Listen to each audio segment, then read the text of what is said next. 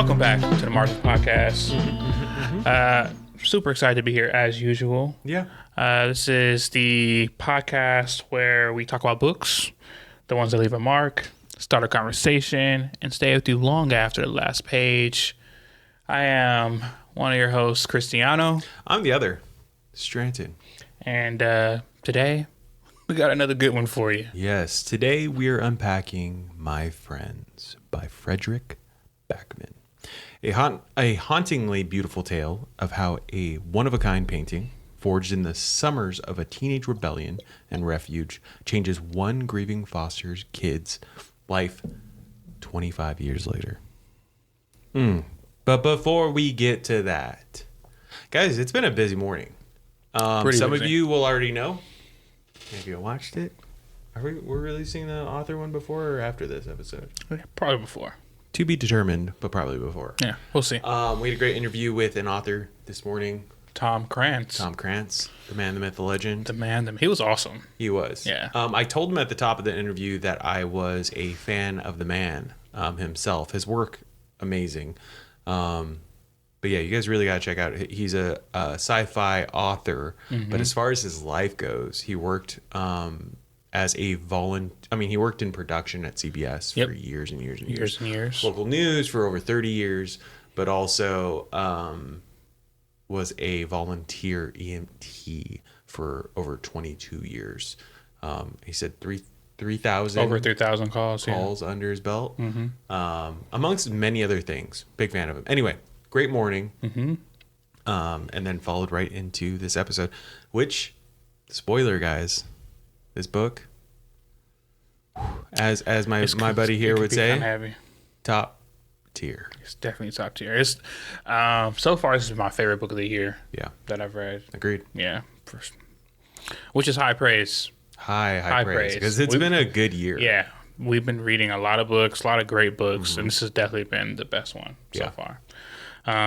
Heavy topics, but the way that Fredrik comes into them, it's very, I don't know how to put it, but it's not like so heavy that you feel like, oh man, I gotta stop reading this. It's it's very edible. It's not forced. It's not beating over your head. It doesn't feel like it's like sad or mad or whatever emotion for the purpose of having it. Yeah, it feels really natural. Yeah, absolutely. It was beautifully written. One of the things I always looking for in a book is the prose, and as you're reading the book, you can tell like there's some serious skill,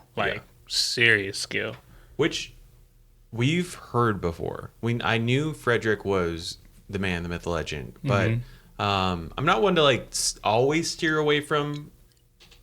Popular is a hard word, not a strong word for it. It's not popular. It's just that when someone says something so good, it's not like I always steer away from it. But in this case, my sister, Shay, you know who you are, older sis, this is her favorite author. I believe her all-time favorite author. Could be wrong, but I know it's one of her favorites. I can see that. This is bro. Yeah, the writing, everything was just, again, the word comes naturally, is natural.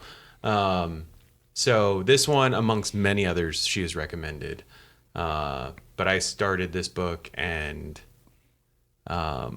knew right away it was going to be an all-time favorite. Before we go into that, though, it is the top of the episode. Yes. We do the same thing every week. How are you doing? Doing well. I think that there's always room for improvement. You know what I mean? But it's also very important to be present and be appreciative of what you do have. Get another crack at it, new day. Some things just been sitting there, need to settle. No problem, working on it. Other than that, though, can't complain. I get to do this, come here and podcast, talk about books, something that we both love. And it's going well. Guys, we'll get into it at a later date or a later time, but we got a couple of live events coming up. Obviously, Stratton just spoke about the author interview. We have some other budding interviews coming up. It's honestly, all in all, you could complain, but what for? But why? Yeah. What about you? How's it going? It's good. You bring up a good point, as far as the ability to complain. it used to always bother me. So for you listeners that aren't familiar with, we'll go with the LDS or Mormon religion, which I'm no longer a member of. But when I was, there's there's plenty of parts. But when I was on a 2-year mission, you get set up with these like companions, as short as 6 weeks, as long as I want to say 3 transfers is the most. So 18 weeks with someone, 24 hours a day, never out of sight. Yeah. Like it's always the case. But you do all the prayers, everything throughout the day.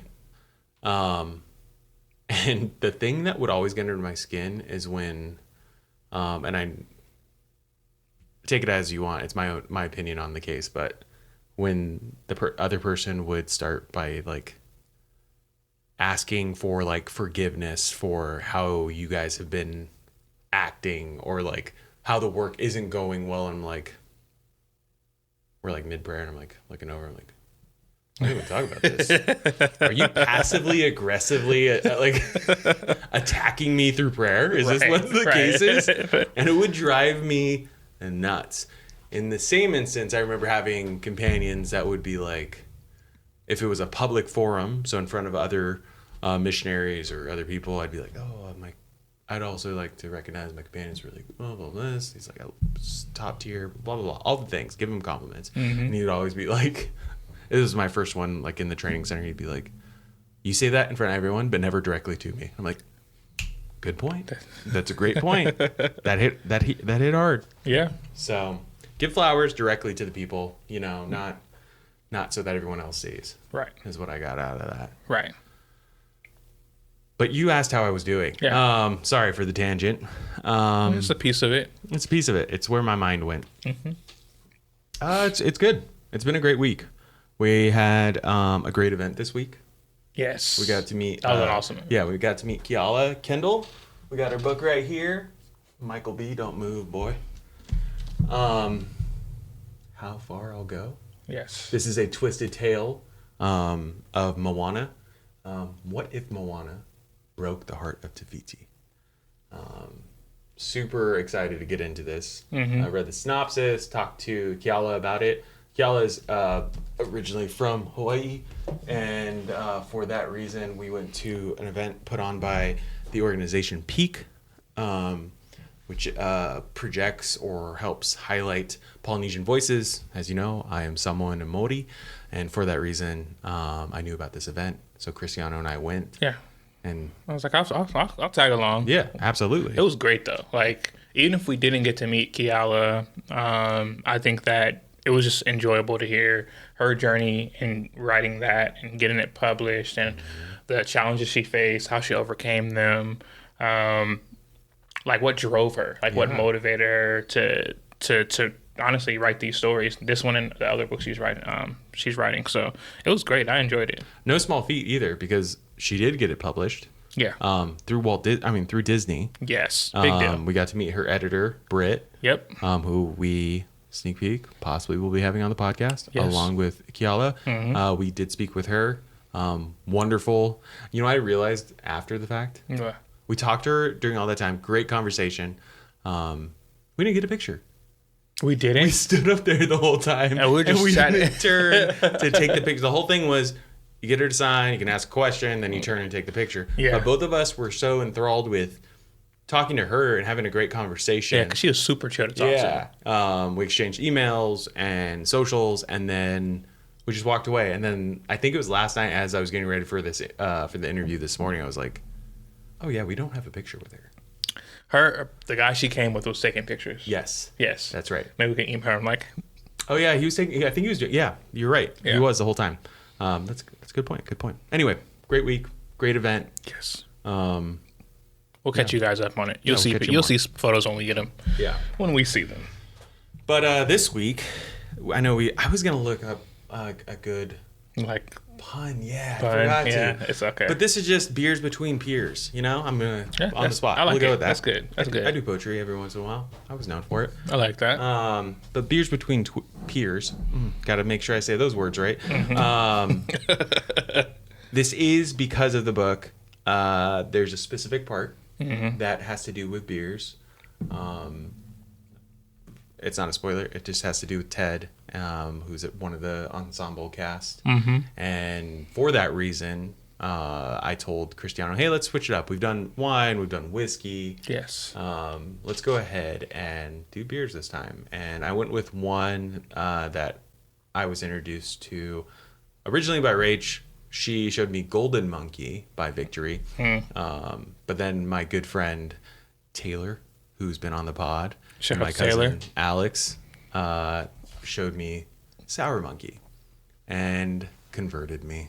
If we're going to be talking about religion, and he converted me to the Sour Monkey. Love it. It's a little strong. It's 9.5. Strong in alcohol, but taste, I love it. Cristiano. I'm not huge on sour, but it's not bad. No. Like sometimes it gets crazy. Yeah, it does. It absolutely does. Yeah. So this is not bad, guys. It's good. Good beer among peers. Yeah. So cheers. Cheers. Cheers, sir. Good pick. Yeah, thank you.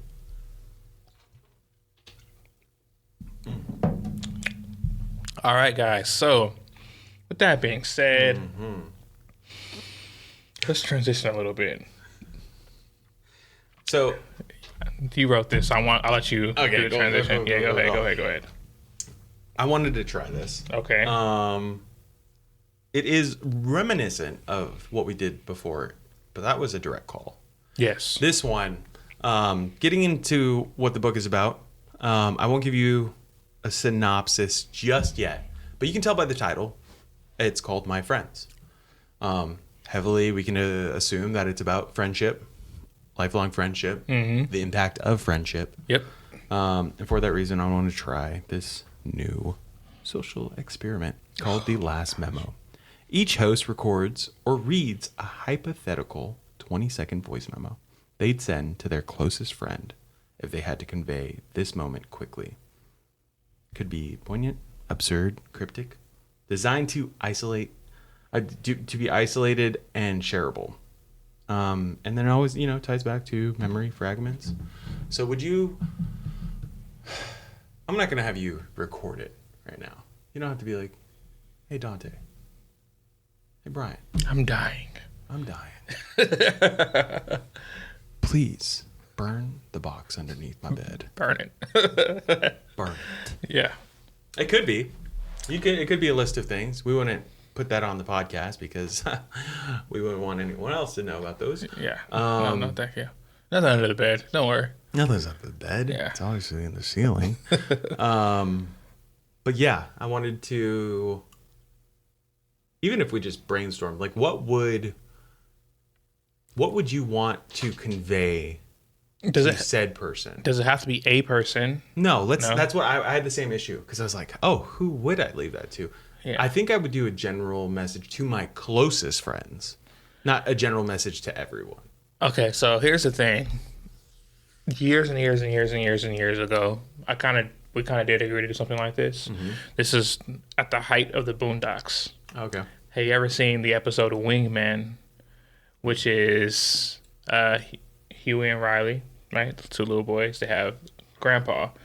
Grandpa's best friend dies, and so they have to go back to their hometown to go to his funeral. I'm not gonna bore you with all the extra stuff. If you have not seen this, watch it. Go check it out. Fucking hilarious. HBO Max. It's madly funny, bro, but it's also very touching. So after watching this, me and my friend, we were in high school, pretty fresh in high school, so maybe freshman year or sophomore. We're like, yeah, we're gonna do this, absolutely. And they probably forgot, but I have not forgotten. So if by some slight chance I go up before them, because I already told them I'm outliving everyone. I'll take that on. If by some slight chance I go out before them, I am going to leave some form. I can't tell you what it is because they might watch this. Yeah. Some form of joke box for them. Right. So in this episode of the Boondocks, him and his best friend fell out, and so it was a big thing of him like being mad as fuck that he had to go to his funeral anyway, Yeah. And then like there's a lot of stuff going on. I'm laughing thinking about it, but anyways, want to skip a few. So he gets the gift, and at the end of the episode, he's touched that he gets this gift from his friend that he fell out with over a girl that he really shouldn't have fell out with. Mm-hmm. And he's watching the video as he's opening it up. And he had the lawyer here and everything. And it says, I really want to give this to you, you know. He opens up, D's nuts. So anyways, it was hilarious. You had to be there for the first time. It was amazing. And so anyways, so high school, we're like, yeah, this is us. Because we were always joking and playing pranks on each other, getting each other in trouble. So for them, it's definitely going to be something jokey joke. Because we've had so many long nights of great talks. And that's stuff that they'll take with them. I don't need to remind them about it, right? But I would love to remind them about, like, what brought us together. Mm-hmm. And it was really, like, that lighthearted, very childlike attitude. So that's a real life thing that I would probably love that. Yeah.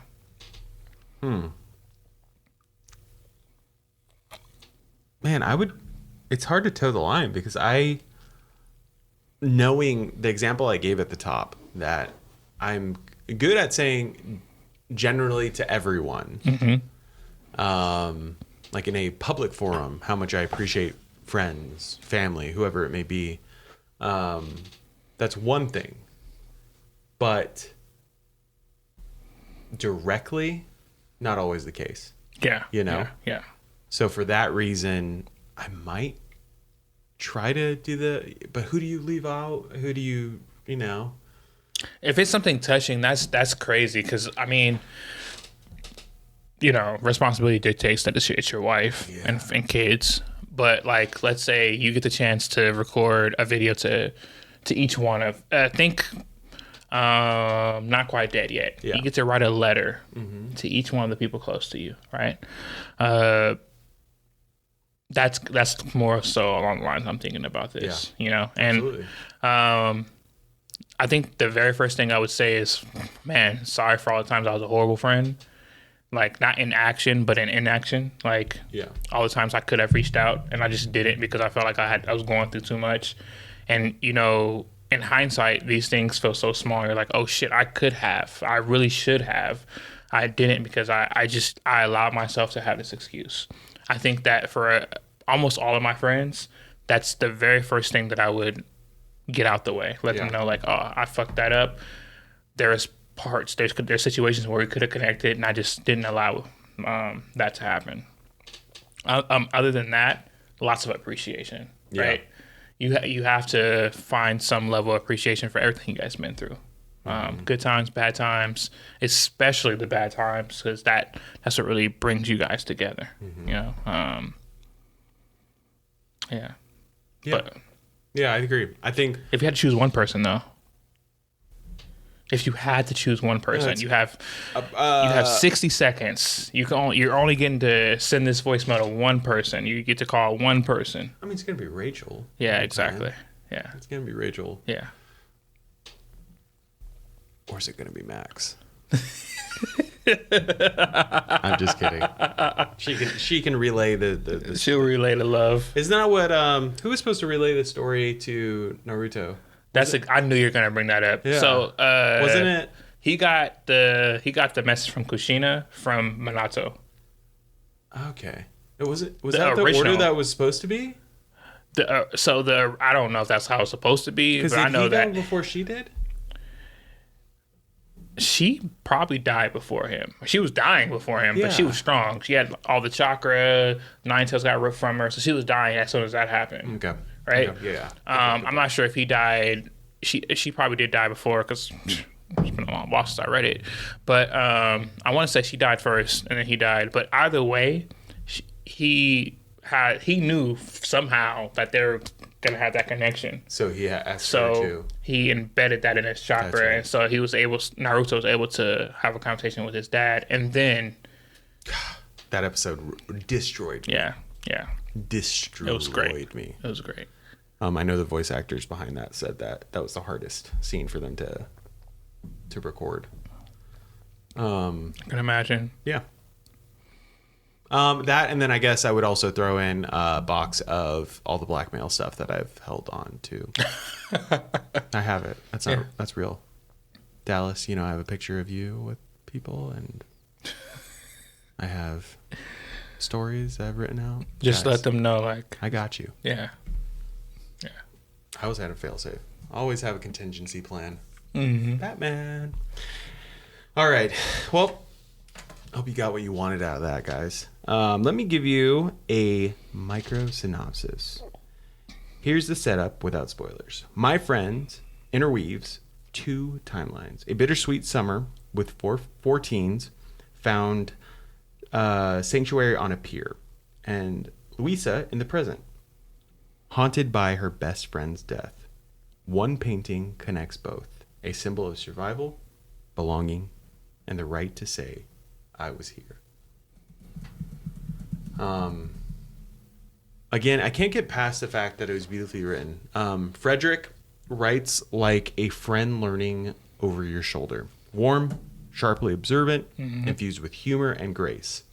He imagines his writing for 20 closeted readers, or closeted, closest, and trusting all the small moments that carry the truth, rather than just like the big declarations. I watched an interview of him saying he writes for those, for an individual, not for the masses. Yeah. So he wants it to feel like I'm telling you a story. Yeah, which you get that. I think that's one of the first things I said when we spoke about it, was that what I really liked about the situation, it wasn't that what each character went through was unique to them. It was that no matter, as you're reading, no matter who was the character in play at that moment, you could find something to connect with that moment, which made those breakdown moments so much more impactful. Like, because you can just imagine the spot that these characters are in, and it's very touching. It's very jarring, I'm sure, to some.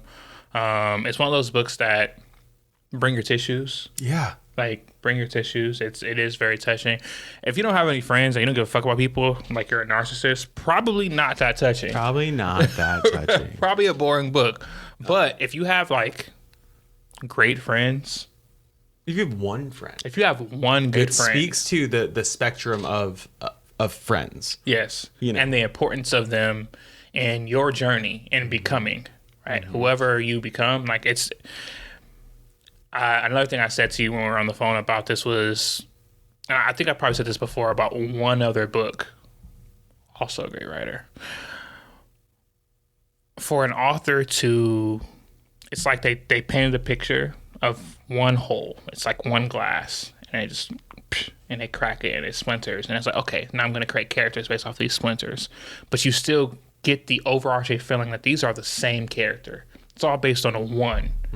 And I think that that's a very underrated writing ability. I said that about Pierce Brown, and now I'm saying that about Fredrik. Like, to be able to write individual characters, they all have their own unique feelings and thoughts and everything, but for all of them to feel like they could have all been one character, you know? They all complete each other. Super, super difficult. And as I'm reading it, I'm like, oh my God, this is amazing. It's so well written. Your sister has great taste. Yeah, she does. Because I think, chapter 8, just bawling. And I sent her a text saying, like, why are you doing this to me? I've given her book. We always exchange what books we like.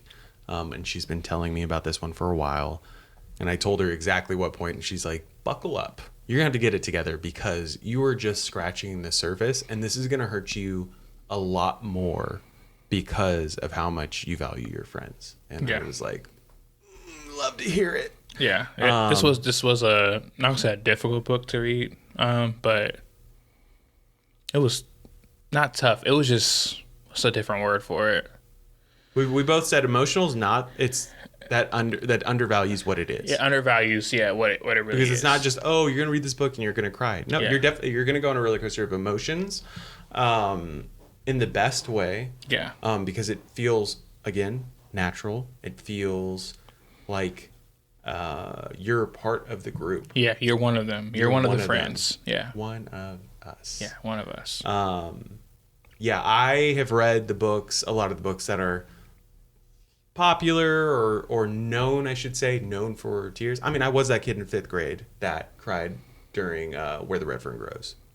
Great book, though. Those dogs got me. In class. I'm not saying at home I cried. I cried in class while we read that part.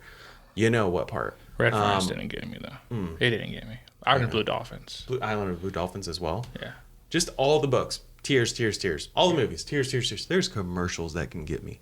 But like, let's say A Little Life. Controversial book, but destroyed me as well. This book got to me in like a very, again, making me feel like I was part of the group. Yeah. Yeah. I was getting a first-hand account and didn't feel forced. I loved it. I think I shed the most tears I have for a book with this one. Yeah, ever. It was it actually became a thing. I was like, oh, I'm not gonna get emotional about this shit. I'm just gonna read it and I'm gonna take it. But then like it's hard to, because it really brings you back to real situations that you've had with your friends, real feelings that you have about your friends.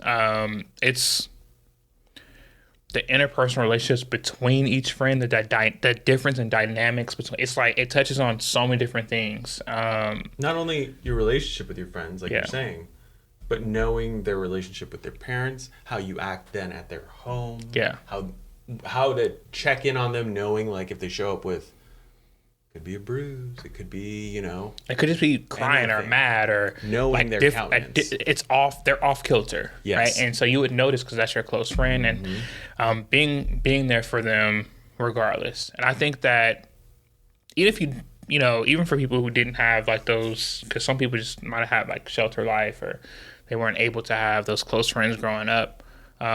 Think about, it could be something stupid,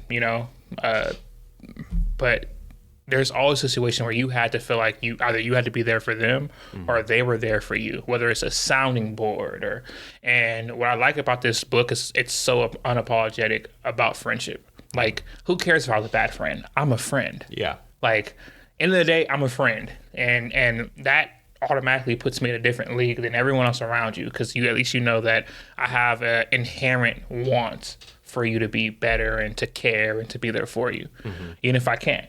Right? I could be in jail for 2 years. Right? Yeah, very true. Very true. So, amazing book. I can go on for hours about like what I got out of it. It's one of those books. This book should be required reading for school. Yeah. I'd love that. It should be required reading. Yeah. I guess we should clarify, or I'll clarify. The tears weren't because this is a sad book. No. They came because of beautiful moments shared amongst friends, amongst family, realizations. Not to say that there aren't sad moments too that you'll cry, but a lot of it was being seen for the first time. A lot of these characters being seen and knowing how that feels, or Fredrik doing such a good job of knowing that character didn't know how that felt, and then painted the picture so clearly that you felt like you were watching it. In real time. I'll be a little bit transparent here and say that there's a part in the book to where, just riffing off what you're saying, with the artists, a part of my emotional, like, I guess, impact that I had was, one, regret, because whereas the artist was able to, I had the same doubt in myself as the artist, but the artist was able to kind of, keep going. For me, I felt like a lot of regret that I allowed that feeling to get me away from that, because the painting of the sea, I have that. Like I've had that moment, like that summer that he had. I've had that same moment. I just wasn't 14. I was in college, and it was super difficult. Everything bad that could happen definitely happened. I shouldn't have been there. I knew I shouldn't have been there. I didn't deserve to be there. I had all these internal feelings. I only made it through and had like my big capstone moment because I had people who believed in me. And I think that it was a little bit of like understanding of the moment. And I don't know if Fredrik I don't know. I would love to have a conversation with them about that. Like, how'd you write this moment without having gone through it? Because it's so correct.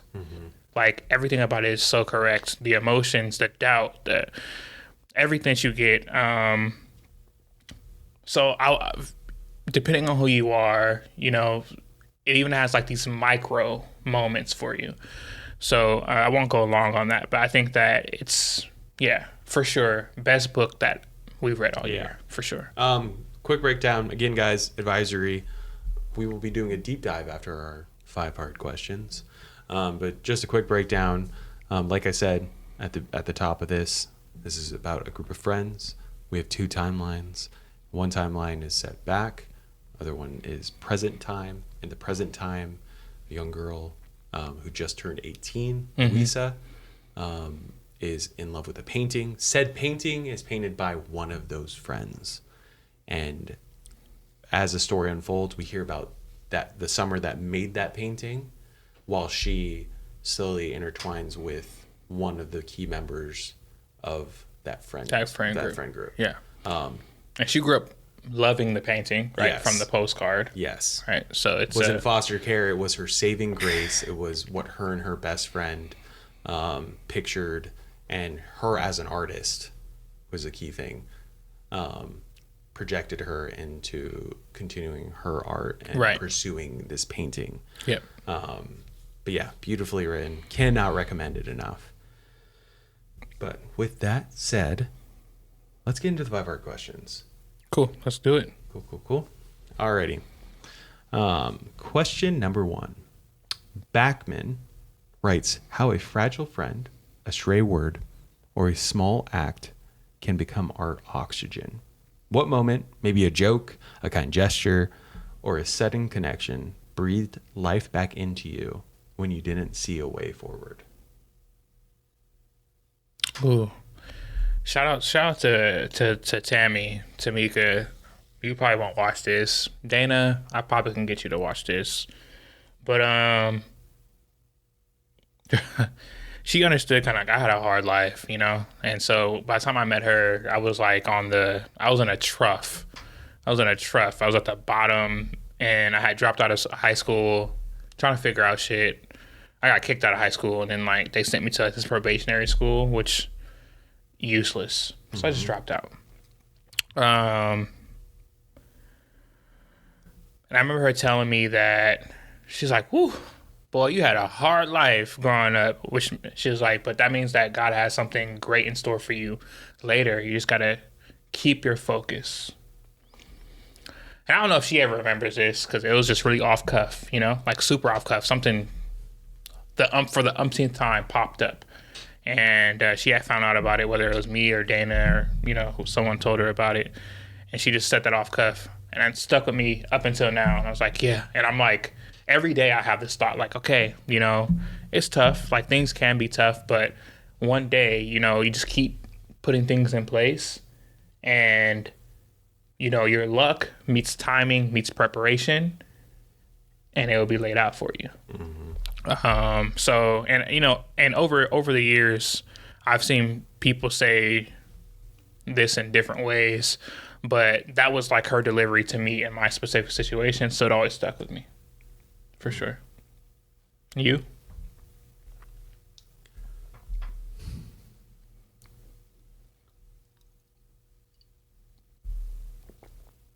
I've been extremely blessed, extremely lucky, extremely fortunate to have had too many kind gestures and connections that have kept me going, whether it was, professionally, emotionally, my 20s. I guess the one that, two come to mind, and it's not surprising.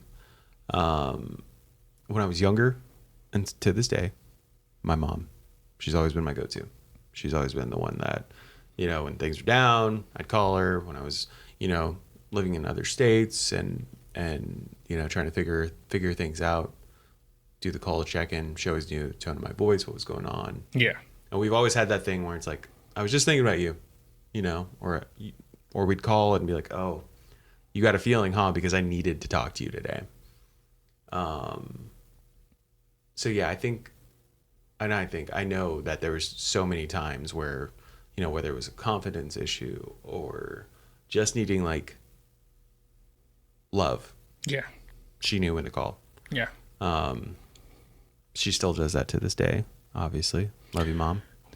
Not really broached in this book, and probably not really a topic that it comes up much in social conversations, but I do think it's important for your parents to be your first friends. Not like your best friend. They don't have to like cape and be your best friend, but for them to teach you inherently like what it means to be there for a person. And you don't obviously hold your friends to that same level because your mom gives you unrequited love, right? Yeah. But I think it's super underrated, like very much underrated. And this is me saying that from like the other side of it, where I didn't have that, right? And so it's something that when you see people who do have it or some semblance of it, you don't know what the yearning is, but that's one of the things. Like that's definitely one of the things. So shout out to Mom. Shout out to Mom. Yeah. Yeah. Love you, Mom. And then the one that's taken it on since is Rach, obviously. You know? Strong muscle. Yeah. She got it. She's got it. And she already knows I love her. Yeah. Obviously. So, yeah, let's do question number 2. My Friends shows how parents, funny enough, can either become lifelines or shadows. As a parent now, what's one thing you hope your child will remember you for? And what's one thing you hope they'll never carry from you? I think about this every day. Good. Yeah, every day. That's a sign of a good parent. One thing I hope that they remember is I guess it's hard to do one thing, but if I had to boil it down to one thing,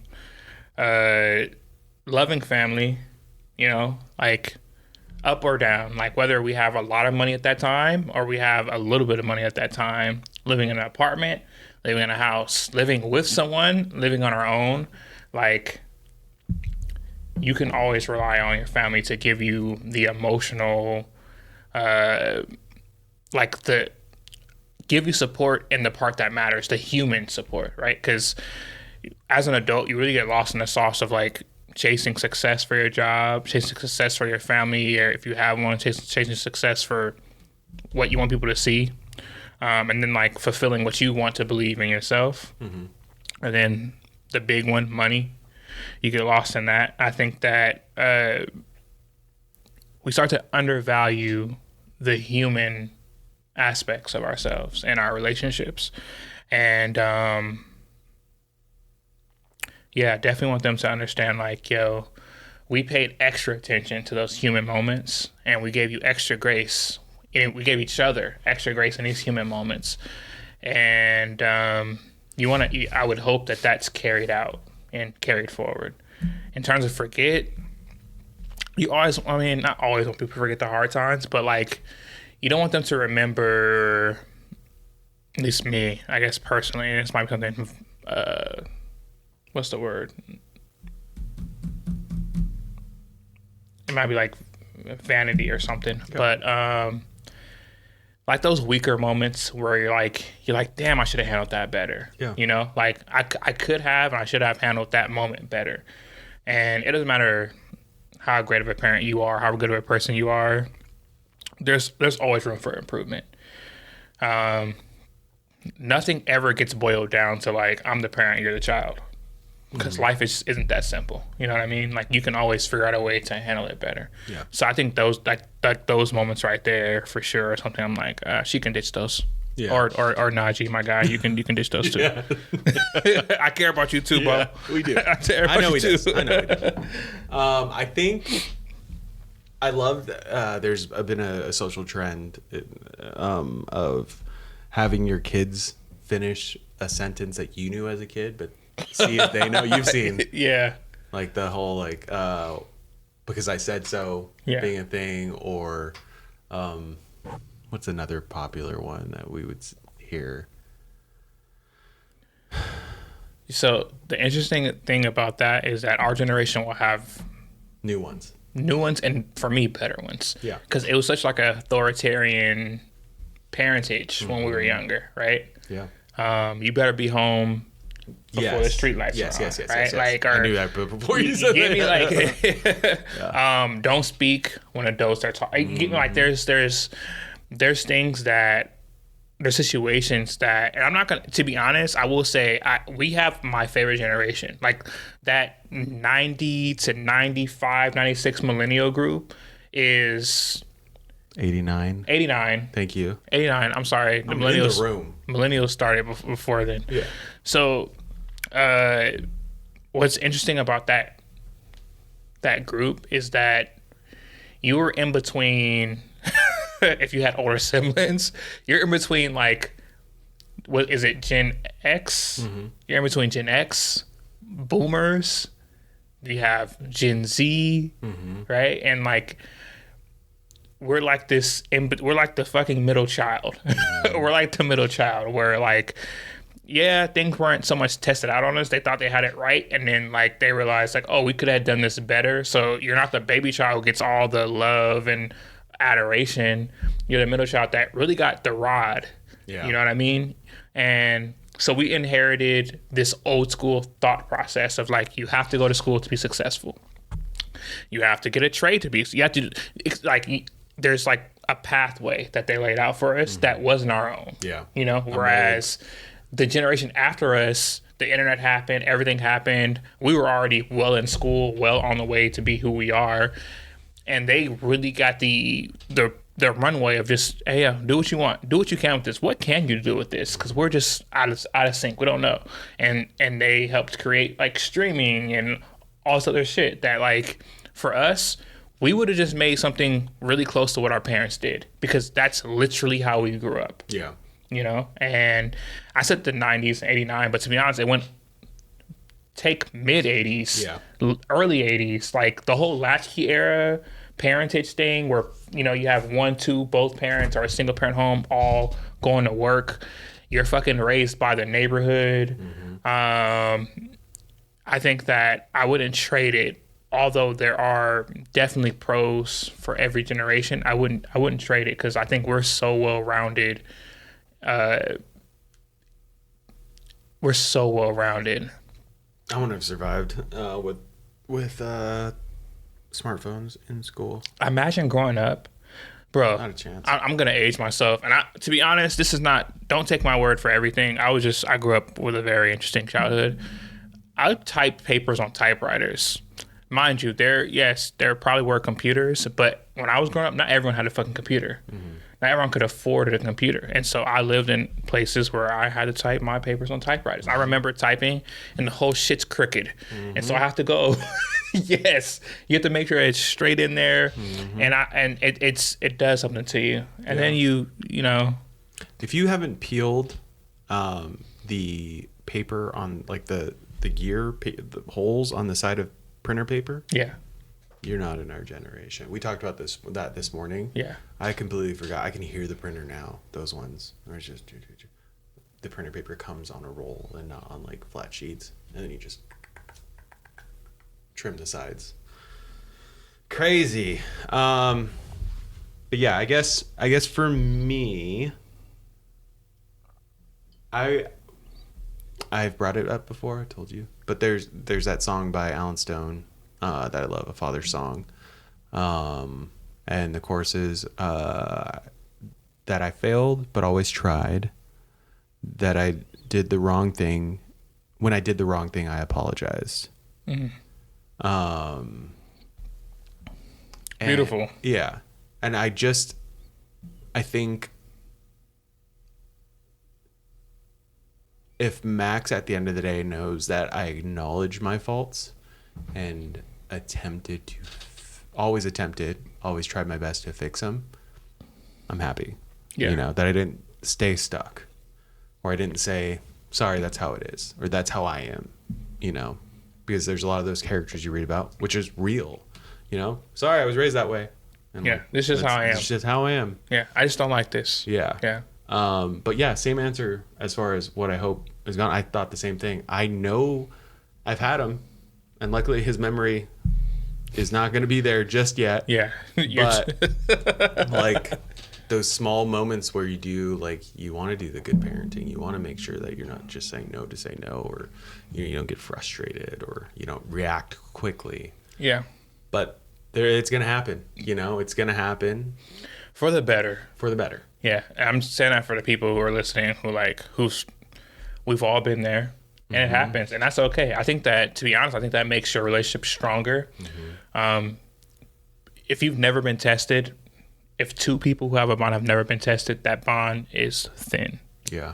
I promise you it's thin. Absolutely. Because then the moment that it finally comes, it's like, whoa. Yeah. You get that. I mean, that's why, like, honeymoon phases, or when people, like, first start, when they're in the honeymoon phase of first dating or whatever it may be, and then the first struggle that happens. I think it was Will Ferrell. Like, I think I'm misquoting, but I'm pretty sure it was him. He was asked, like, relationship advice, and in his joking way was like, I would take whoever I was dating on a hike and see at what point they start complaining. If it's early on in the hike, probably not gonna work out, Yeah. Not foolproof, but I was like, that is funny. Because vacation relationships, super fun. Yeah. But there are also testers in there, like booking flights, travel. How do you guys travel well? Like, all those things. Have you seen that? And I know we're getting into the weeds here, but have you seen that? Michelle Obama talk about how after, like, her and Barack were, like, I think a little bit more than a decade in, and they had to start having kids. It basically destroyed their relationship, and they almost got a divorce. Yeah. And I was like, man, I'm glad that's not fucking a singular experience. No, you know what I mean? No, like, not at all. Like, for sure. I mean, I'm happy. I'm perfectly happy. Nothing's ever happened with me. But yeah, not saying for us. Yeah. But just for those people. For those others. Yeah. I do think that it is important to acknowledge that hard times allow you to understand that how good the good times are and were. Mm-hmm. And how you hold up during those hard times make you appreciate that person so much more. Or yeah.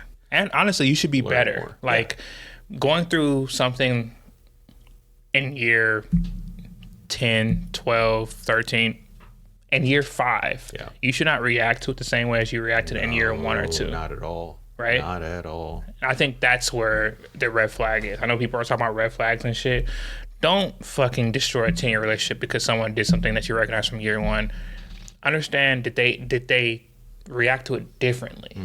Like try to decipher that. I think that's super important. Yeah. Okay. Michelle Obama's book, Becoming, and Barack's Promised Land. Whew. Yeah. Both great. Shout out to them. All right. Friendships in My Friends endure when they're silent and steady. What's the hardest thing about keeping a friendship alive over time? The distance, the changes, or the quiet in between? I feel like it's knowing, for me, it's been knowing, like, what that friendship needs. It's really valuing it and understanding where it is. In the sense that all friendships need nourishment. All grass needs to be watered. Yeah. But not all plants are the same. I just went 3 different metaphors. Sorry, guys. Try to follow along. But podcast talk. Yeah, podcast talk. Hey, don't just love your job. Job your love. You know? Yes. Stupid clip. Anyway, knowing where it's at, knowing what that person needs, and if you're willing and open to invest said time, connection, because as you get older, if the return, and I'm not saying this to be transactional at all, but realistically, if the return isn't, what if it's you diminishing, want, if it's diminishing, sometimes you learn to be like, all right, this is where we become stagnant. Yeah. And this is where I have to leave you. Or you have those friends that I don't see you for 5 years, and then we hang out and we're right back. And it's not just like surface. Hey, remember? It's not always just remembering the times. We can get real quick. Yeah. and continue on with new adventures, new stories, new, Absolutely. So, What about you? First off, great answer. Thank you.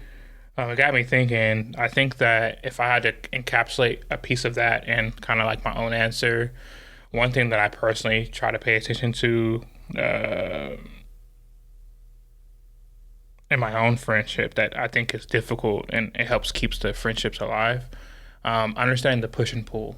Mm-hmm. And I know it's a broad statement, but every relationship has like a push and a pull, the effort and the receiving end of it, which takes communication and unspoken communication. It takes comprehension, understanding. Rachel, you'll get this because you're on you're on the professional side of this. Yeah. But I think that for me, and I don't know if this is like this for everyone, but for me, I'm very thoughtful about that part. Like, am I putting in too much? Am I doing too much? Is it too much about my thoughts, my efforts, my everything, my life? Am I asking about their life, their efforts, you know what I mean? Like that push and that pull. And then that's just one side of it. There's also push and pull on the opposite side, right? It's like the sun and the moon, right? Mm-hmm. They each have their own gravity. And so understanding that and navigating that, because each friendship has a different level of push and pull. And God forbid you have a core group of friends who are all friends too, and enter relationships, it's a much more intricate dance. Yeah. Right?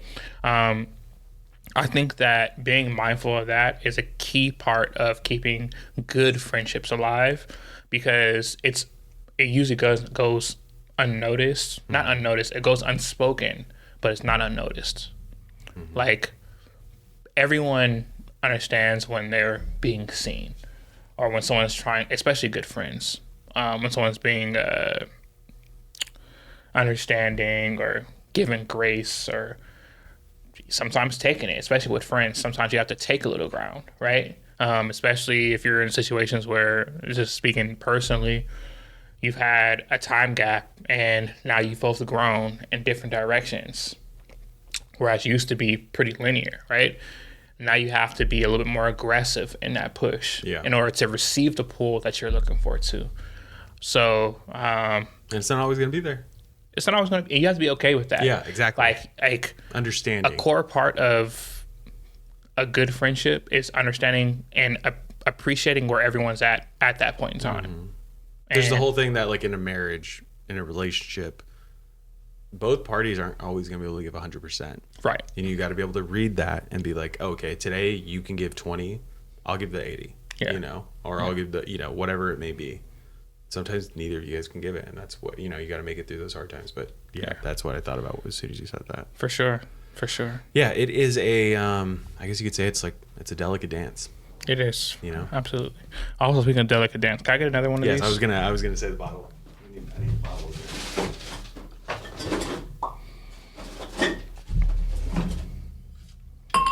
again. Oops, sorry guys. Guys, get over it. We're noisy. Yeah. At this point, you have to understand. Yeah. Fucking breathing noises from me. Yeah, me too. There's episodes. I'm sorry for the unsolicited ASMR, but at least we don't eat. Cause oh my god, I watched the podcast and they were eating. No. Bro. Could not. It almost took me out.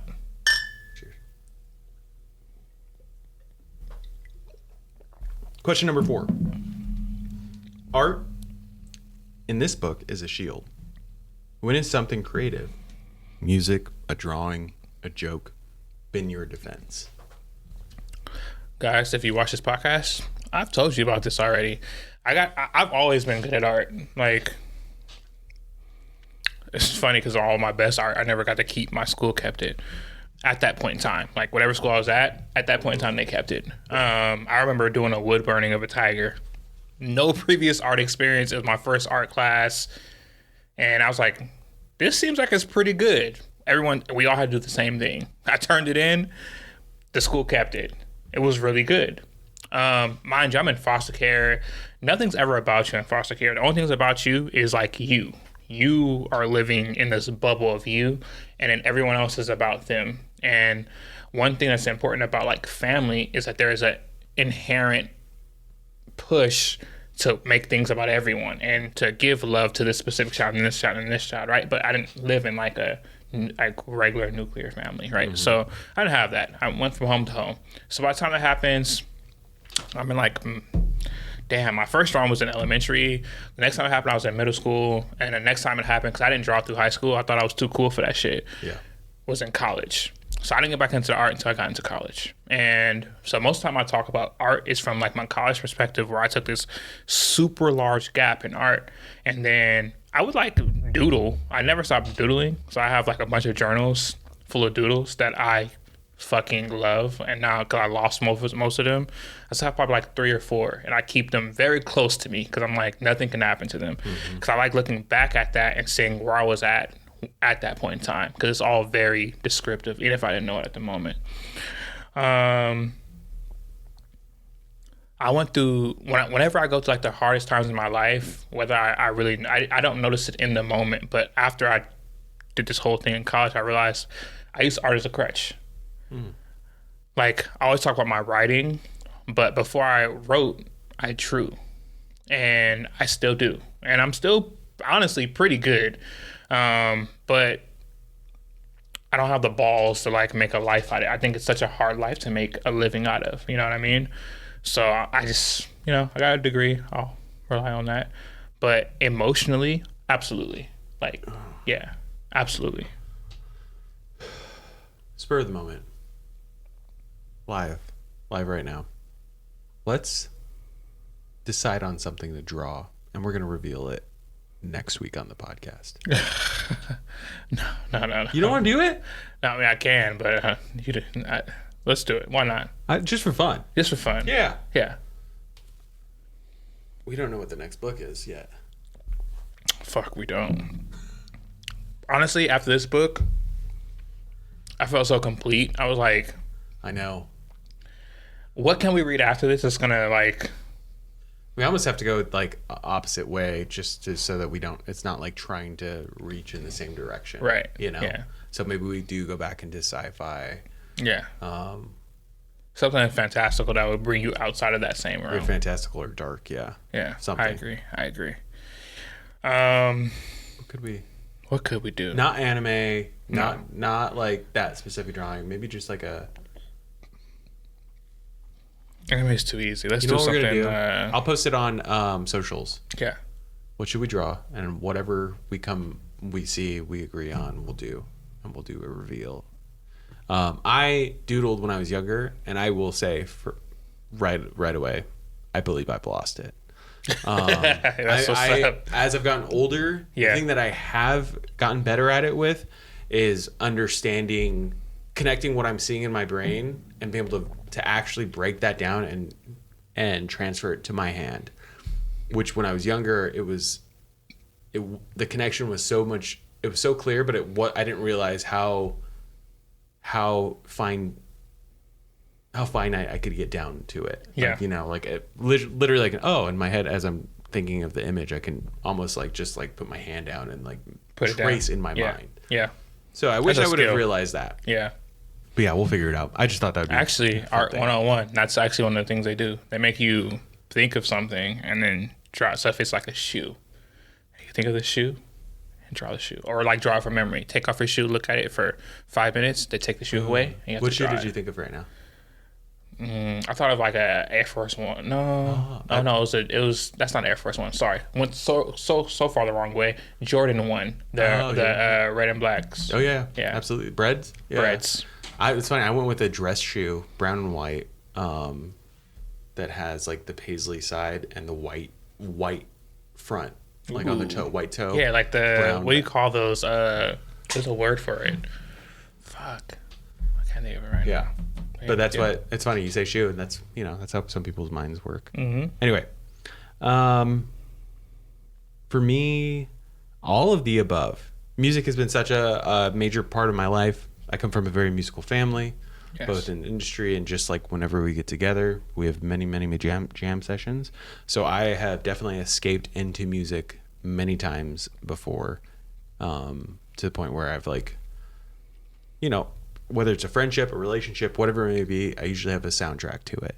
Wait, before you go forward, sing, instrument, like what musically? What's your pathway? Me? Yeah. I sing. Okay. I play guitar, piano, a Hard little as bit. fuck. Guitar and piano's hard as Yeah, fuck. first instrument was ukulele. Then I transferred to the guitar, and then learned dabble with the piano.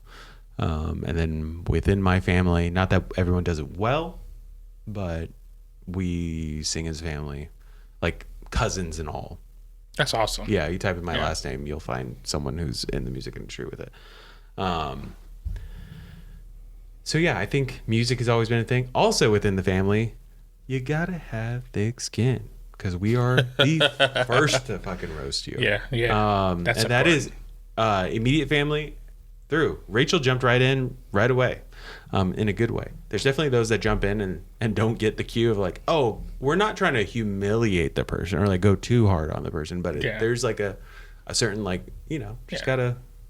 There's some kind of camaraderie and I don't know. I think that there's a level of trust that you build and that you need in order to do that. And I think I love families that do that. I love it because there's a level of trust that you have that other people just kind of don't have in each other, I had a headache when I was a kid.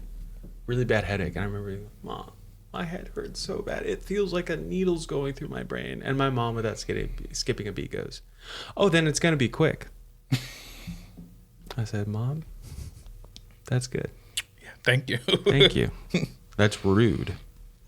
But whatever. Anyway, all of the above, I say. All right. Question number 5, the wild card, guys. If you could place one little detail, a symbol, phrase, or image on your headstone so strangers know who you were, what would it be? I'll let you go first on this. That's tough. I'm going to make it pretty simple. There might be a couple things on there. Something about loving the person I love, which is Rachel. Something about being Max's father. And any possible, if we do have more kids. I want to make this more difficult for you. This is your headstone. It's more about you than you as a husband or you as a dad. I get it. But still. That is like so much. It's so much who I am now. Yeah. And I've shed so much of what I thought was important to me before. There are those things. So like obviously I'm an actor. The first thing, just if ever anything Goofy movie comes out, and I don't say this because I'm like upset at all or annoyed by it. I love it. Whenever anything Goofy movie drops, I have a plethora of messages sent to me of, have you seen this? Have you seen this? Have you seen this? Yeah. Because obviously I love that movie so much. I've got tattoos of it. Mm-hmm. My son's name is Max, after Max Goof. Yeah. So I would think that maybe a power line symbol on the headstone, maybe a quote from the movie, probably after today, that was used in my vows, my wedding vows. After today, I'm dead. So after today, you don't got to worry about me. After today, whatever it may be. So maybe that. Yeah, I won't get into the weeds about it, but yeah, I think that. I think my relationships and the Goofy movie. Awesome. Mine's, pretty personal, less family oriented, but it goes into like what I think is like the essence of me. So like I'm, as much as I love sports and I do sports, I've done sports, I love thought-based things. I love philosophy, I love science, like biology, chemistry. I love astrology. Astronomy. Not astrology. Astrology and astronomy, definitely. Yeah. Which was going to come from physics, yeah. So when I was going through like a really hard time, I came up with like this I don't know what you call it. Call it a phrase, a poem, or whatever. It's kind of like I don't know, mantra? like a mantra, like a manifesto even. And it was basically like, so the mantra was all is one. The manifesto went through how everything is connected. Mm-hmm. And that really, I went through probably the worst depression that anyone could go through. Like I lost everything I thought was important to me, including like family, everything. No one believed I was in the worst place you can be at mentally. And I remember talking to one of my close friends still, and she had said like, "Oh, I've been through something similar. You never get over it." And that put me in such a worse place. I was like, "Oh no!" Like I'm feeling so bad. I cannot feel. I felt so bad. I started losing my hair. I got alopecia, and I got sick. Like when you get really, really bad mentally, it starts affecting you physically. Yeah. And so I remember thinking, and I'm not like a suicide person, so suicide never crossed my mind. It was more like, oh my God, how could I ever get fucking, I'm so fucked up. Like, I can just die right now, not kill myself, but something like, I can just, and so literally when I started having these thoughts, I started getting sick and a lot of shit happened.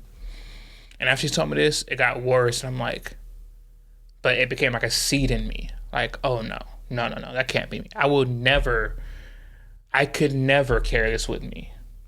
This can't happen. It took me about 1.5 years.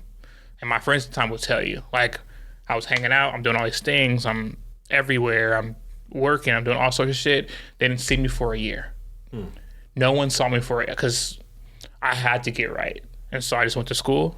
I went to work because I had to prove one person in my life that was putting me down wrong. So I had to fucking work to Are you in London at this point? Or are you in London? And so it took about 1 year, and I just stole joy from everyone around me. Little by little, step by step, I built myself back up. And I started filling this fucking hole, this chasm that one of my close friends was like, oh, yeah, you'll never get over it. You'll carry this with you. And it did. Even after I felt like I was better, it took me another couple years before I felt like I was normal. What really got me through that point was a lot of reading. Like, I read so much, and I love fantasy and fiction. I read mostly nonfiction. I read like academic books, different philosophers, and I came up with my own philosophy at that point. And I was like, all is one. Everything's connected. And I started seeing how everything's connected. And so it allowed me to be able to see like the punctum, the important pieces that put everything together. And I started doing it to the point where it was annoying to the people around me, annoying to myself, but it was getting me through. Yeah. And so I wrote it down. I still have it to today. One day, maybe I'll share it with them, but I'll just share it with you if you ever want to see it. But like, it's not long. It's super short. And probably that on my headstone, because it's not just about me. It's also about showing everyone else how connected we are as well. So it's not just about me, it's about my family that I didn't have at that point. It's about my friends, which I definitely had, and I would make more, go on to make more. And it's like, it's a seed to other people. It's a seed to the future, as well as motivation for now, which is super important when you think that you're lost and nothing will ever be better, and you lose hope about everything. So, absolutely. I love that. Absolutely. Yeah, absolutely want to see that. I should also preface this by saying, or I guess post, it's not preface. I'm not going to have a headstone. I'm not getting buried. You get cremated? We were talking about that. Yeah, I'm getting buried. I'm buried. We just had a family funeral.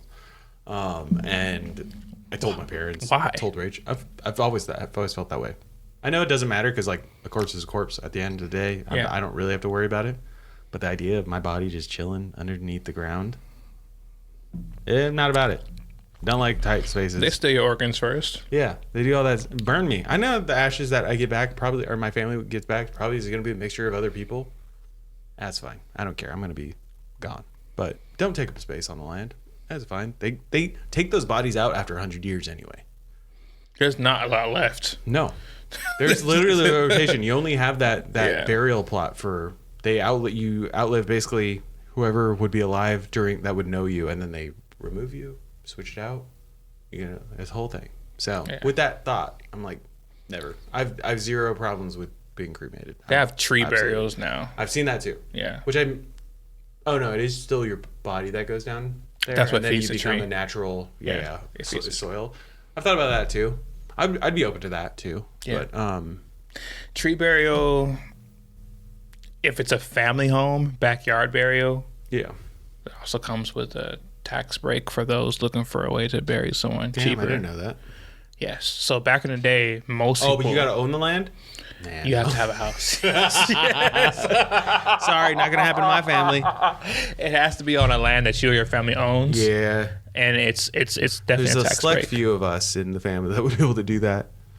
So It's a small certification you have to get, but you can do it. And I learned about it. I think when me and Nye were burying her dad, we learned about that. Like, there's other ways to do it. And back in the day, most people would bury them on their plot of land that they had. Yeah. Right. I've seen it in movies. I get it. Yeah. Back in the day, but yeah. So we'll see. I don't know. Cremation, headstone. I'll be gone. So yeah, it's up to y'all. That's why I said I'll make it easy on y'all. Just cremate. Don't worry about a box. My thing is, it's more mental. Like, I'm not saying I believe this 100%, but I definitely, I see the light in it.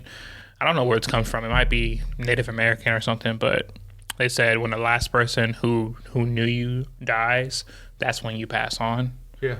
So, they do that in the Dia de los Muertos, the Hispanic culture. Yeah. Remember me, Coco. Mm-hmm. Yeah. That's how your essence stays alive. Yeah. So, we'll see. Touch people. Touch more people. Yeah. Touch as many people as possible. Wait. But not like that. Not like that. No Diddy. This is getting worse and worse. No Diddy. All right. Well, guys, that was 5. Man, I don't even want to say that now. That's 5 hard questions. Damn it. So, touch as many people as possible. The worst. What are we thinking right now? A little bit of a deep dive, and then a little bit of deep dive, and then a little bit of deep dive. Yeah. Okay. Yeah. No fan casting this week because it's such an array of ages and. You are them. Yeah. Like, if you want to do fan casting for this book, that was actually one part that you said at the top of this, not in the episode, but before. It's the beauty of these characters are that you know them so well, yet Fredrik was nondescript. Yes, is what you said. Yes, he writes it so it's nondescript in terms of culture, in terms of person, in terms of location. Mm-hmm. If you want to do fan casting, put yourself and said friends in these situations. I think that would be a much more poignant way to fan cast this book. Yeah, absolutely. Yeah, and then add Jaden Smith. Yeah. Wait, it's not Jaden. Dang it. Justice Smith. I'll say Jaden. Sure. Jaden, sure. Karate Kid. Yeah, Karate Kid. Justice Smith. All right. So, themes to explore. Found family as survival. Found family's huge. Yeah. I think both of our lives. Yeah. I've met how many of your brothers? And none of them are brothers. None of them are blood. And I have brothers. And I am one of those that I come from a Polynesian background. Anyone who knows a Polynesian, anyone who knows a Samoan, a Maori, Tongan, you meet their cousin X amount of times. Everyone's related to The Rock. You know, you get the, oh, this is my uncle. Oh, but you guys have different last names. Oh, well, he's not like blood. So we have that in our culture. Yeah. Absolutely. But, found family is huge. Yeah. And it's definitely survival because I think that it's important, like the becoming part of you, like it's important to be able to step out and become, Inception, one of my favorite movies, become your own man or woman. Like, it's great if you have a strong family culture. I know people who, they're not really friends with people who are not outside their family. Like, they have a couple of friends who might be, they might have met in college or something, but their closest friends are just family, which is cool. No problem. Not knocking that. it's not, I'm not gonna say telling, but it's just a different degree of living when you allow a person who once was a stranger with no ties to become close like family, though. Like, it's a different level of vulnerability that you have to show and live through and practice, which makes you better in all the other facets of your life too. Yeah. So I do think that everyone should. If you don't have a friend that's like family, try it. Yeah. Just absolutely. Try it out. Yeah, it might suck. It might not work the first, second time. It's okay. People aren't,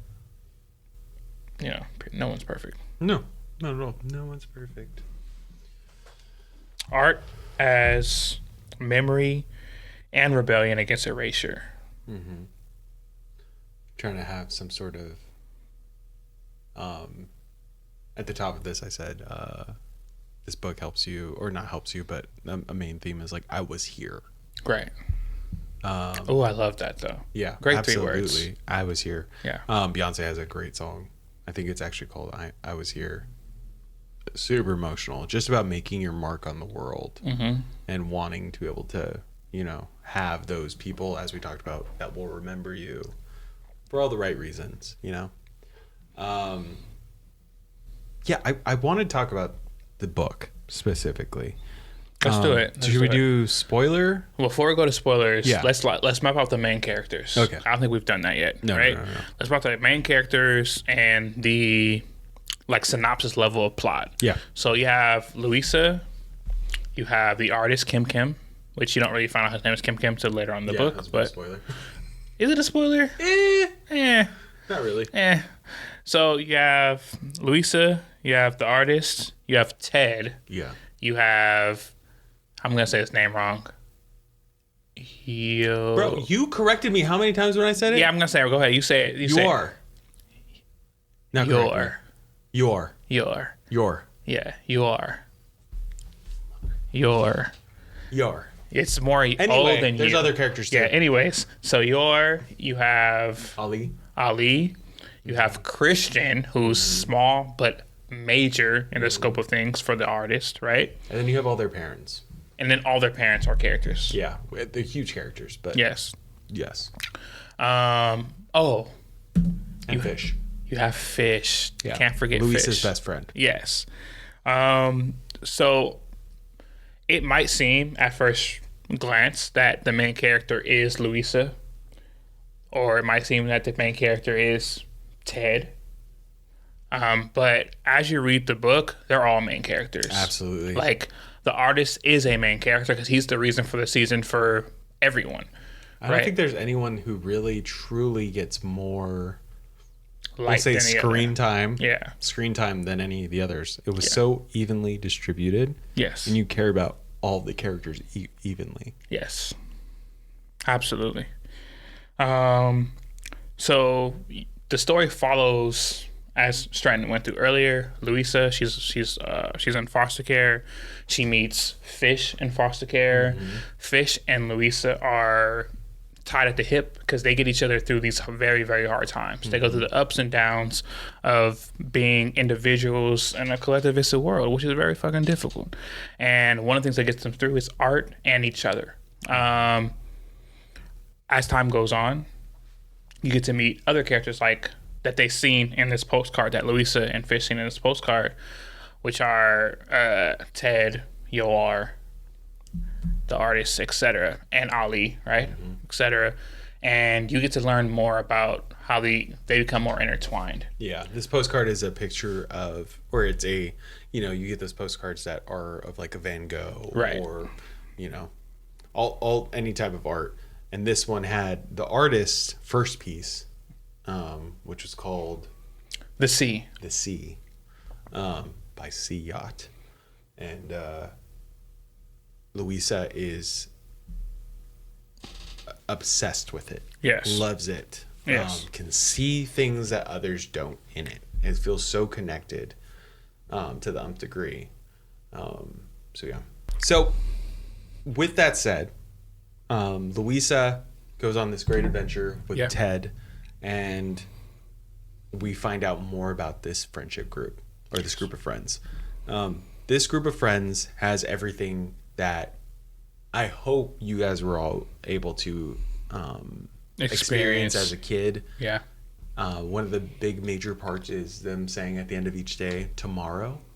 All of them with the promise that tomorrow I'm going to show up. Mm-hmm. We're going to be there for each other. The adventure's not done. Right. We're just going to put a pause on it and go back to, the mundane, or for some of them, survival. Yeah, about to say, I'm just dealing with life. Yeah. Mm-hmm.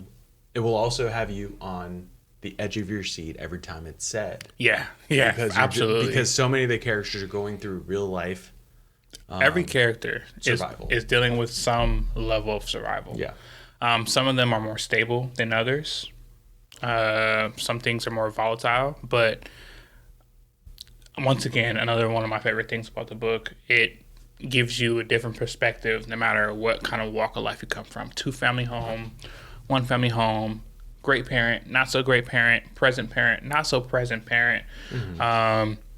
That's not what the story is about. It's about friends and how you guys help each other make it through. Mm-hmm. The unique way you see your friends. Yeah. That only your friend can see you as. Like, there are those friends that when they make that micro facial expression, micro expression, something's off, or something. They're feeling a certain way, and I'm not breaking the mold in saying this. I think I've actually heard it from someone else. This book reminded me so much of the group of friends from Stand By Me. I thought of Stand By Me too. I love that movie. But better friends here. Absolutely. Better friends Absolutely here. Better friends. Absolutely better friends. Because at the end of that movie, spoiler, they talk about how they grow apart. Yeah. Which is natural. It's sad. I mean, same as like Sandlot. End of that, they say, oh, so-and-so went on, never was the same after war, or, went on to be, I became a writer, this person became, whatever it may be. But they didn't stay together. This reminded me so much of those friendships in such a beautiful way. Yeah. Again, love. That's all I have before spoilers. Was there anything else that you wanted to share? No, let's get into the spoilers. All right, guys. Spoiler zone. We'll go ahead and give you the timestamp below. For you that want to stick around, please stay. For those that want to go ahead and read this book, which we highly recommend, we'd love for you to finish this Please episode. read this book. Love for you to finish that episode. Please watch our whole episode. But if you want to go ahead and just let it play and just sound off it, just turn off the sound and then come back to it, after you read it. Yeah. And then check out We wouldn't be mad. We wouldn't be mad. We wouldn't know. We'd support that. But yeah, we are officially in the spoiler zone. Ali dies. Ali is the only one that dies. She's the only one that dies. Artist dies. Because as you're going, artist dies too. But like as you're going through the story, the one you think is gonna die is Yoar or his dad. Absolutely. Right? Like it's like one of these. Or his mom. And Yoar. I remember being early on in the book, probably like halfway, probably like midway. I was like, Yoar should have been the main character, right? Mm-hmm. But then I'm like, oh no, Ted should be the main character. Oh no, the artist should be the main character. They were each so integral in each other's comeuppance, like, who they became, that part was hard for me to decide, like, man, who's the real main character in this shit? Because Louisa isn't the main character. She's a plot device to help the story move forward and see it through the lens of the present. Yeah. Because like there's this 25 years of history. How do I encapsulate 25 years of history to now? I find someone who's going through something not the same, but they're going through something similar, where they have the similar, not upbringing, but a difficult upbringing, right? And she's also dealing with feelings of doubt and lack of love and love, right? Because her and Fish, and like not trusting people, right? Like a big reoccurring theme was that her and Ted don't like to be touched, like it has a lot to do with trust. And it's also a big thing. Like I grew up in foster care, so obviously I know a lot of foster kids. Not being touched, major thing. Her ability to immediately understand Ali. Yes. when Ali was touched, and she was like, was she essayed when she was young? And Ted was like, yeah. How did you? So look, check it. What I really liked so much about that was not the fact that she saw herself in Ali, was that the fact that Yawar and Ted saw her in Ali. Yes. Like she was their Ali. And that's why I said no. Like that's what I liked so much about that. It wasn't even like that she's seen herself. Cool, yeah, for sure. But for the people who knew Ali the best, to have seen her, and that's what like made them keep her around. Like Ted, was the fact that she's really like Ali, and then for Yoar, she's like the artist. Yeah, very interchangeable throughout. Like everyone's something, but the key theme, apart from Tomorrow, you also hear One of Us, and I love that because as soon as, like, again, spoiler at the end, Louisa ends up calling Ted in the middle of the night and being like, from a foreign country. Else. Yeah, and they're one of us.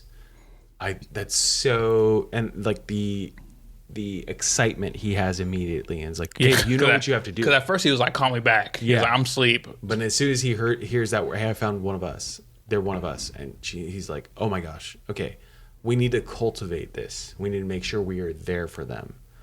Because what they meant by that, which I'm pretty sure you guys kind of get the gist of, but they're all broken in some way. Mm-hmm. You know what I mean? They've all dealt with a certain level of stress or whatever, familial issues that has broken them in a way to where they don't feel what they view as normal. Mainstream normal. Right? Mainstream or normal. So that's what really binds them together. Even, I'm kind of digressing a little bit here, but even like how fast, because Ted was late in the relationship, right? So Yawar and the artist were already friends. Yeah. Right? And then they meet Ted late into their relationship. And they immediately accept him because they realize, like, oh, he's one of us. They keep saying, I don't remember. All the characters came in at different times, yet they don't remember a time before that character was like life didn't happen before Ali or Ted or Yawar. Like, it all happened at the same time. Yes. Love that. Me too. Another spoiler, I guess. Siat is the initials of everyone that the artist. I was waiting for that. For that reveal. I was like, "What? Why Siat? Yeah. And then So Christian, who was the janitor at the artist and Yoar's school, he was in. So him and his mom, they were both loved art. His mom basically pushed her love of art onto him.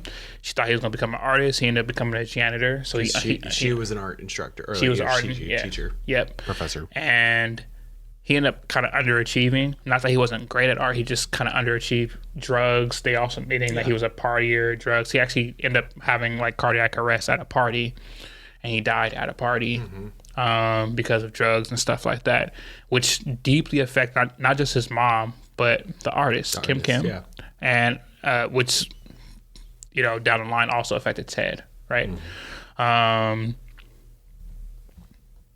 So Siat stands for Christian, Yawar, Ali, and Ted. Love that. Yeah, me too. Love it. And I really like it because you don't really, the people who, it could be like a small push. Just one small thing that happens and they become so integral to your growth. And I'm not going to lie and say like everyone has a person like that. I don't know. But that's as simple as it is. Like it just takes one small push and they become this deep part of you. It doesn't have to be someone who's always been there, you grew up with, you have a million moments with, So for the artist, Christian was one of the people who helped him not just understand his love, but his expression of that love, like the art, and being able to like live in that. And he was really big in that. And I think it's amazing. That's amazing. Yeah. His the skulls. Oh, this is a spoiler, but at the beginning, the artist puts skulls at the bottom of the painting. And the whole time, that's one of the biggest things, is that you think, oh, the skulls represent the friends that all died. And then you get to the point where you find about Christian, and it's that he had a tattoo of that, and that's why the artist was obsessed with the skulls, and that's why he added it. Had nothing to do with anyone dying. Yeah, I think Christian, man, comments could correct me if I'm wrong. I think Christian signed his with skulls. With skulls. Yes. Yes. So he had that, and then so the biggest reveal at the end is that is actually alive. Not only is he alive, bro, I was surprised. Yeah, when that reveal happens, you find out that Ali lived as well. So yeah, kind of until age 18. Yeah, where she went out to the water and never came back. That's the only thing where I'm like. At this point, I love Ali. She's one of absolutely. Us, you know? And I'm like, damn, what a... But it's so real, because that's how it is. Like, say, just laying this out for you guys, for you and for the readers. You get accepted into this university. You go overseas. You start studying. You meet new people. You fall in love, or not. You just have people around you, you know? And you're working. You're also trying to make your career. Mm-hmm. You find a career. You find your group. You live this life every day. You're having a good time. You finally find another level of happiness. You come back home. And someone passes, or someone has passed. Bro, the level of regret is ridiculous. The level of, like, something missing, it's almost more potent than if you lived through it. Than like having that time skip. Because you have that's the reason why Ali's death kind of rubbed me so hard. Is that like I get that, and it wasn't like that for everyone. You know, Ted was in town, or whatever, but the artist had left. He had already left the art school. He didn't go overseas yet, but he went to art school and stuff. So he was already living a different life, making new friends, finding a new path. Ali's the one that left. It's basically, she's the one that left at this point. And how, it doesn't come up in the book, but one of the first things I thought about when it happened, I was like, how inadequate of an explanation is that? Like, that would have fucking, for years, it would have just ate at me. How inadequate of an explanation or a death that is. Like, we don't have to keep this part, but my older brother LaFrances died in a similar way. Mm-hmm. So he, like, walked, from what I know, he walked into the ocean and never came back. His clothes are folded on the beach. I'm in London. I had seen him before I left, you know, which I don't really see him often. Yeah. But I had seen him for whatever reason. Like, you know, we just kind of ran up on each other. And we didn't have the greatest relationship before then, but, like, we had a genuinely great moment. And then I go to London for, like, probably, like, my last or second to last time before I just go out and do other shit. And I got a call, like, oh, yeah, Frances died. I'm like, how? Honestly, I don't really know. He just went. They said that he walked into the ocean and never came back. They found his body, that kind of thing. I'm like, it's such an inadequate explanation for such a huge loss. Mm-hmm. You know what I mean? Yeah. And so that didn't come up in the book, but it's something that I thought about instantly. I'm like, man, that's how hard for Ted, how hard for Yoar, who him and Ali had always knew that they would just come back together, you know? How hard for Kim, etc. It's just the opposite of having great friends is great loss. And it's something that a lot of people don't, not even just great friends, like it could be family, like, it's a great love. It's a trade-off. Yes. That's your investment. Yes. If you want to have this, be prepared to lose this. Right. And it can be a relationship, family, friendship, whatever. Like, that's the best way to put it. Mm-hmm.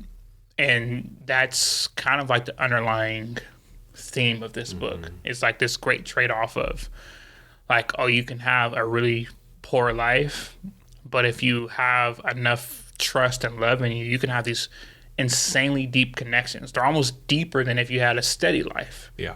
And it's one of the underlying themes of this book. And I genuinely think this is the book of the year. Like, it's for sure, for me and you, it's definitely like the best book that we read this year. It's going to be hard going into, not hard. I'm so excited. Not almost, as excited as I am with going into the Kristen Hanna books. Yeah. Where I'm like, oh, I really enjoyed your writing. Yeah.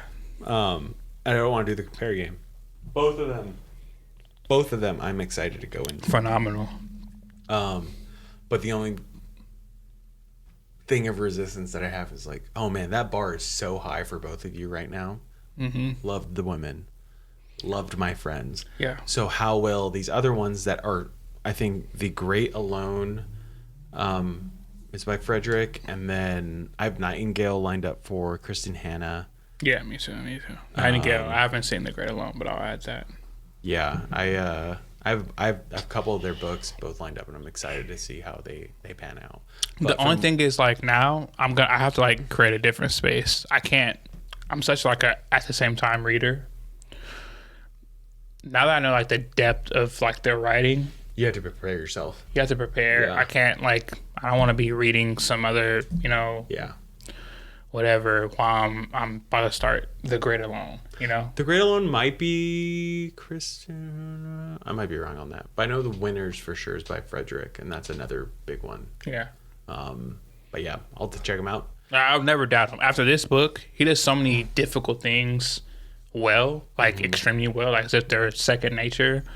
I'm a fan for life. You had me crying again at chapter 8. I mean, probably before that, but that was the first time that I texted my sister and was like, "Hey, this is what's going on." And at first, I thought about like writing like notes on like important parts of the book, and I was like, the whole book is important. Yeah, I had the same thought. I scrapped it. I was like, I don't want anyone to like key in on specific parts. I want everyone to read the whole thing. The one part that I will put out there are so many more, but the reason we have beers today, because this is a spoiler zone, is the relationship between Ted and his older brother. So beautiful. It went from like a disastrous, negative, and you were waiting for it to go back to that too, right? Yes. I was like, oh, he's gonna flip the switch and he's gonna be mean to Ted. But we got to see the moment of transition with him. And then I thought Fredrik was going to be, Pierce Brown and just take him away from us. Yeah. And again, spoiler, but he talks about how because Ted was honest with his older brother and said that Ox, his older brother's best friend, wasn't a good influence, and that he surrounded himself with people that were worse than him because he wanted to feel, better. And made his brother make the decision one night to finally like get out of the car, go away, not be part of it. Yeah. That was the night that was big. All went like his life basically went for the better. Yeah. Loved hearing that. I was like, thank you for not destroying us. So that's the difference between him and Pierce, because Pierce can thread the needle the same. Yeah. But the fact that Pierce enjoys enjoys those non-happy endings, and for Fredrik, it's like. He's like, there in real life there are happy endings. Here they are, and for like the main running theme, yes, I guess you can say it has a happy ending, but it's not. It's like a happy happening. Yes. Like, so like you have these different stories running coherently. You have the past, you have the future, you have these different characters. You have this main line, right? So the main line you live through, and all the way to the end of the book, it's very present. Yeah. Right. So think of Louisa calls Ted. It's very present, right? For everyone else, some of it's past, some of it's future, not future, but some of it's past, some of it's present, whatever. It's not so like right now though. Yeah. You know what I mean? Some of it's regret. Even for Yawar, I had hope for the future because his relationship now with Louisa, and like although he lost Ali and he never loved again like that, he got someone that he loved as like a niece, or you know what I mean. Like it was amazing to get so many linear happy endings, because and real life lives end every day. Yeah. You know, like the end of the world happens every day for someone somewhere. The best day of your life happened On the worst day of someone else's. On the worst day of someone else's. Yeah. And I think that this book is such a great encapsulation of what life is through the lens of friendship. Beautifully put. Beautifully put. Guys, again, cannot recommend this book more. Read this fucking book. I know we've said that about say it to the camera. Read this book. Read this book. No, for real, read this book.